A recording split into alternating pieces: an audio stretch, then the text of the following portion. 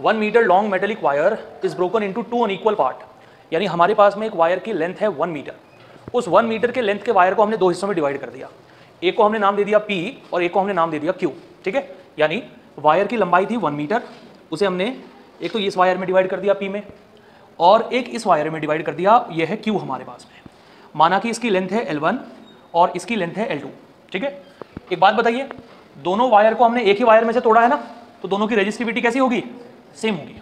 और दोनों का एरिया भी कैसा होगा? दोनों का एरिया भी सेम होगा। समझ आ गई बात आप लोगों को? ये कंडीशन है। अब उसने ये कहा कि ये जो P वाला वायर आपको दिख रहा है, देखो P part of wire is uniformly extended into another wire R, the length of R is twice the length of P। यानी ये जो P वाला वायर है इसे मैंने कन्वर्ट कर दिया है R वाले वायर में। ठीक है, और R वाले वायर की जो लंबाई है वो P वाले वायर की लंबाई की दोगुनी है। बताओ P वाले वायर की लंबाई कितनी थी? अब इसकी लंबाई हो गई है 2L1। ठीक है, लंबाई को दोगुना करने से आपको याद होना चाहिए एरिया आधा रह जाता है। अच्छा, स्ट्रेच करने से मटेरियल पर तो कोई फर्क नहीं पड़ेगा, रेजिस्टिविटी हमारी वही रहेगी जो पहले थी। बोलिए, समझ आ गई क्या बात?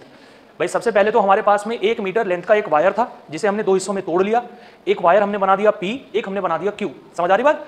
फिर उसने कहा कि P वाले वायर की जो लेंथ है L1 उसे आपने एक्सटेंड कर दिया 2L1 तक। ठीक है, रेजिस्टिविटी पर ऐसा करने से कोई इफेक्ट नहीं पड़ेगा, रेजिस्टिविटी आपकी रिमेन सेम रहने वाली है, एरिया आपका रह जाएगा आधा। क्लियर होगी बात? अब उसने क्या कहा है, ध्यान से सुनिएगा जरा। उसने कहा है कि R वाले वायर का जो रेजिस्टेंस है क्वेश्चन की लैंग्वेज के अकॉर्डिंग वो Q वाले रेजिस्टेंस के इक्वल है। एक बात बताइए, P वाले वायर की लंबाई थी L1, ये जो R वाला वायर है इसकी लंबाई है 2L1। बात समझ में आ रही है? मैंने माना कि इसका जो रेजिस्टेंस था बेटा मेरे पास में वो था R। अगर मैंने लंबाई को दोगुना कर दिया तो रेजिस्टेंस हमारे पास में यहां 4 गुना हो जाएगा। याद करो, फॉर्मूला था हमारे पास में R dash is equal to n square times of R। समझ आ रही बात? अगर लेंथ को आप n टाइम्स बढ़ाते हैं तो जो रेजिस्टेंस होता है वो n स्क्वायर टाइम्स बढ़ता है। लंबाई को अगर दोगुना करोगे तो रेजिस्टेंस 4 गुना हो जाएगा। समझ आ रही बात? यानी यहाँ का रेजिस्टेंस हमारा हो चुका है 4R और यहाँ का रेजिस्टेंस अभी हमें पता नहीं है। ठीक है, चलिए अब उसने क्या रखा है, गिवन कंडीशन हमारे पास में यह है कि इस वायर का जो रेजिस्टेंस है 4R वो Q वाले रेजिस्टेंस के बराबर है, Q वाले वायर के रेजिस्टेंस के बराबर है। अब आप देखो बेटा, इस R को हम क्या लिख सकते हैं?